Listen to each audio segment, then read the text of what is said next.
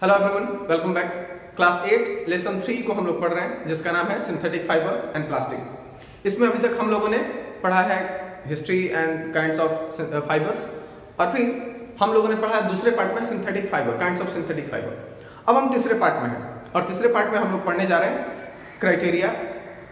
Characteristics, advantage and disadvantage of synthetic fibre. आप जानते हैं कि सिंथेटिक फाइबर पूरे तरीके से केमिकल से बना हुआ होता है और ये अपना कुछ स्पेशल गुण रखता है। तो चलिए अब इसको समझते हैं। हम लोग आज कैरेक्टरिस्टिक्स में जब पढ़ने जा रहे हैं, सबसे पहला है bad absorbent of water and dries easily. मतलब कि synthetic fibre are bad absorbent of water. Synthetic fibre पानी को कम सोखते हैं और कभी कभी नहीं भी सोखते हैं। अब कुछ ऐसे सिंथेटिक फाइबर हैं जो कि पानी या फिर लिक्विड मटेरियल से भीगते नहीं है, वो बिल्कुल भी अनइफेक्टेड रहते हैं और भीगते नहीं है, सोखते नहीं है, एब्जॉर्ब करने की कैपेसिटी नहीं होती है। और चूंकि वाटर नहीं सोखते हैं तो बड़ी आसानी से वो सूख भी जाते हैं।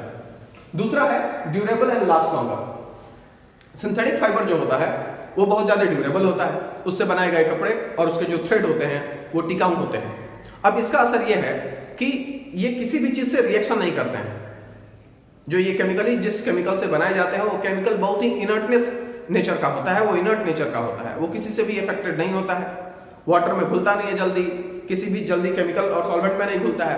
तो इस प्रकार का नेचर होने के कारण ये जल्दी किसी के इफेक्ट में नहीं आते हैं, किसी भी केमिकल का इन पर जल्दी इफेक्ट नहीं पड़ता है और इसलिए ये लास्ट लॉन्गर होते हैं।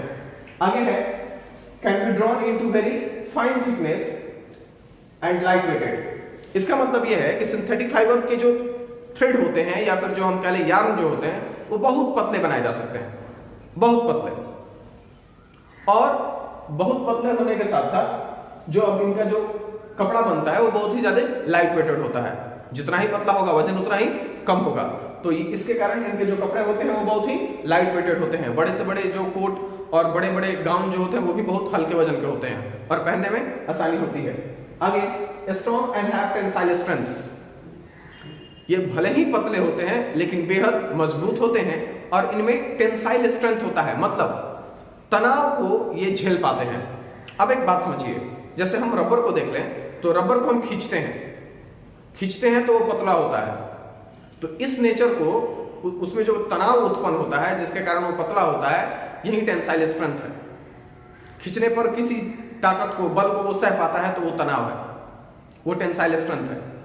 और फिर से जो रिकलेक्ट हो जाता है, अपने शेप में आ जाता है, इसको इलास्टिक नेचर कहते हैं। तो रबर में इलास्टिक नेचर होता है, ऐसे रबर भी एक सिंथेटिक फाइबर है। तो जितने भी सिंथेटिक फाइबर है वो काफी मजबूत होते हैं और मजबूत होने के साथ साथ उनमें टेंसाइल स्ट्रेंथ होता है, मतलब तनाव सहने की। आपने नायलॉन पढ़ा है, नायलॉन की रस्सियां बनाई जाती हैं, क्यों? क्योंकि वो भार, वजन, बल, इन सब चीजों को सह पाते हैं।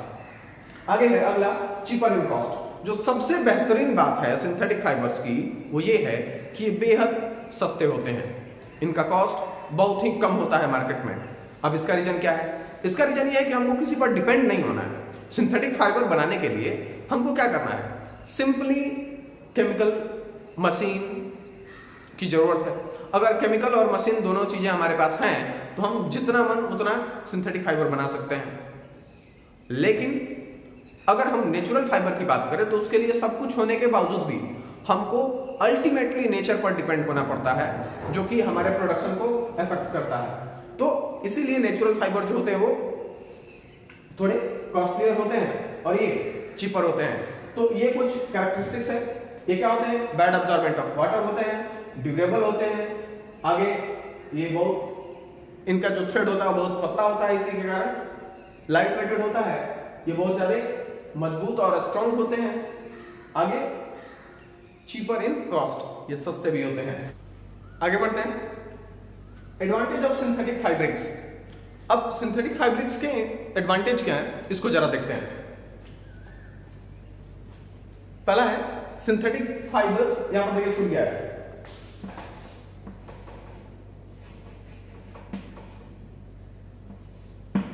Synthetic fabrics do not shrink.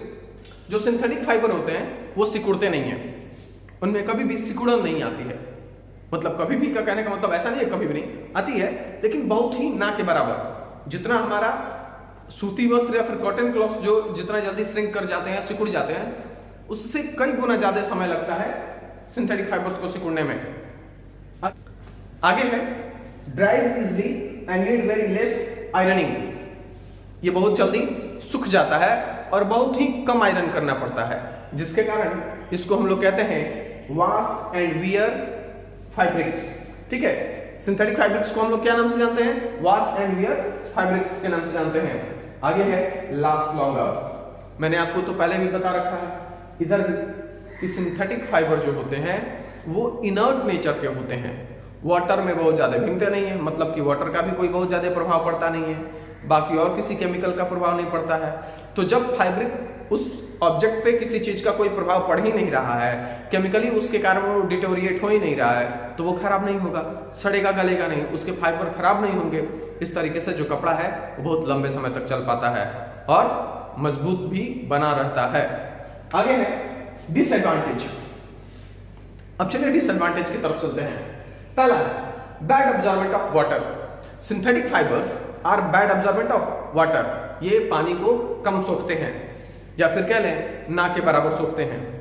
और आगे अब इनके इस नेचर के कारण, पानी को कम सोखने के कारण, जब भी हम ऐसे फैब्रिक्स को पहनते हैं जो सिंथेटिक फाइबर से बने हुए हैं, तो वो शरीर में चिपकने लगते हैं, और शरीर में चिपकने लगते हैं और दूसरा पानी सोखते नहीं है। तो पानी सूखेंगे भी नहीं, शरीर में चिपके रहेंगे, तो उसके कारण पहनने वाले को wearer feel uncomfortable and get irritated. ठीक है, जो वियरर होता है वो अनकंफर्टेबल फील करने लगता है, डिस्कंफर्ट में आ जाता है और उसको इरिटेशन होने लगता है। कभी कभी लंबे समय तक ऐसे क्लॉथ को पहने रहें, आपको गर्मी हो रही है और आप कंटिन्यूअसली काम कर रहे हैं, तो शरीर छिल जाता है।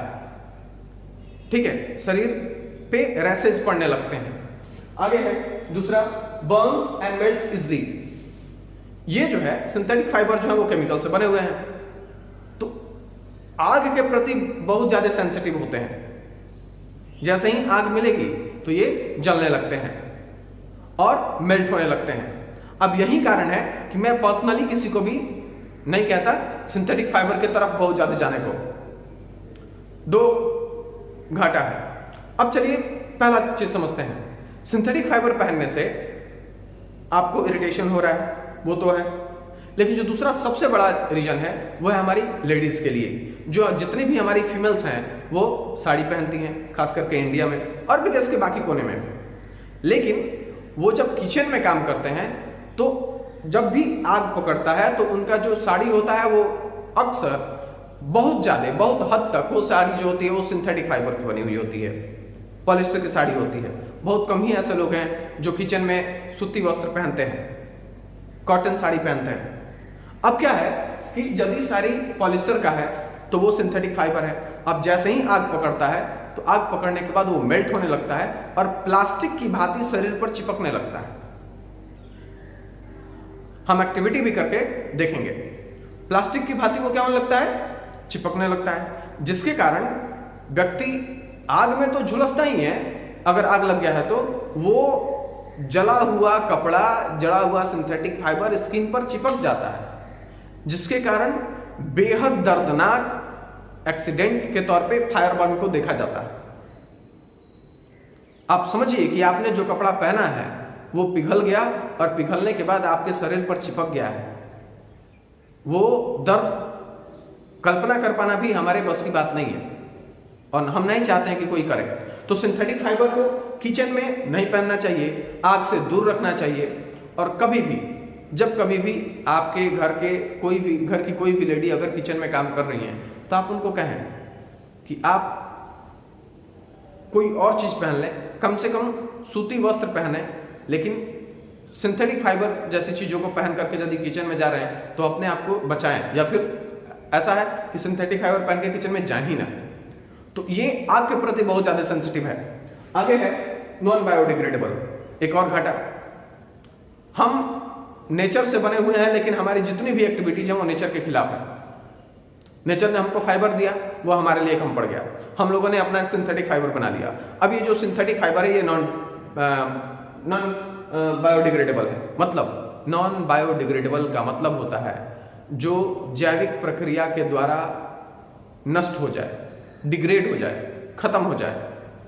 तो ये प्रकृति में नष्ट नहीं होता है, प्राकृतिक घटनाओं के कारण नष्ट नहीं होता है। आज आपके पास एक साड़ी फट गई, वो पुरानी हो गई, आप उसको फेंक दीजिए, अगले 50 साल तक वो वैसे के वैसे ही रहेगी। बहुत कम चांस है कि वो बिल्कुल नष्ट हो जाएगी, वो सड़ेगी नहीं, गलेगी नहीं। क्यों? क्योंकि वो पानी से तो रिएक्ट करता है नहीं, पानी में तो जल्दी भीगता है नहीं। तो सिंथेटिक फाइबर का ये भी एक बहुत बड़ा रीजन है। अब सिंथेटिक फाइबर जो है वो चूंकि सड़ते गलते नहीं है तो पॉल्यूशन फैलाते हैं। अब पॉल्यूशन कैसा? सॉइल पॉल्यूशन, वही मिट्टी जिससे हम उपजाते हैं। तो सिंथेटिक फाइबर के कारण सॉइल पॉल्यूशन होता है।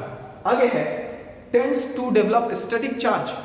आपने कभी देखा है ठंडी के मौसम में जब हम अपने स्वेटर को पहनते हैं तो रात को जब हम खोलते हैं तो उससे चिट चिट की आवाज आती है, और अगर आप अंधेरे कमरे में हो तो आपको छोटे स्पार्क दिखते भी हैं। अब ये जो है ये कोई अच्छी बात नहीं है। वो जो स्टैटिक चार्ज है जो आपके कपड़े पर आ गया है, उन चार्ज के कारण इरिटेशन होता है और कुछ सेंसिटिव स्किन वालों को तो उससे प्रॉब्लम भी होने लगता है। तो ये रहे हमारे सिंथेटिक फाइबर के कैरेक्टरिस्टिक्स, एडवांटेज एंड डिसएडवांटेज। आप कमेंट में जरूर लिख के बताएं कि आपको सिंथेटिक फाइबर का एडवांटेज ज्यादा अच्छा लगा या डिसएडवांटेज। तो ठीक है, आज की वीडियो यहीं पर खत्म करते हैं, मिलते हैं अगले वीडियो में।